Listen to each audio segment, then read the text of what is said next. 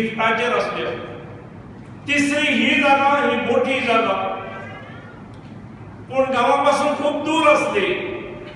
केवळचे आमचे अध्यक्ष दिवंगत गणपत पार्सेकर हांच्या दूरदृश्टीतसून आम्ही ही जागा घेवंक पावले. ह्या जागेक एक्सेस नसलो. हमारी बेटियों को पोतियों को अब तो मैं कहूँगी कोई आश्चर्य नहीं लगेगा यदि मैं ये बात कहूँगी कि तुम विकास के पथ पर सब जगह चलती हो, चलो. जल थल नभ तुम्हारे लिए खुला है, सब जगह जाओ. लेकिन इसका मतलब ये नहीं कि जिसके लिए हम लड़कों को मना करते थे वो लड़कियां भी सिटी में जाना शुरू कर रही और भी उनके ठेके मिले.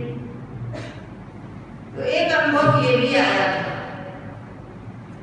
लेकिन आज इसलिए कि यहाँ इतनी शांति है इसलिए तो ध्यान आ गया मुझे और मैंने ये बात भी आपको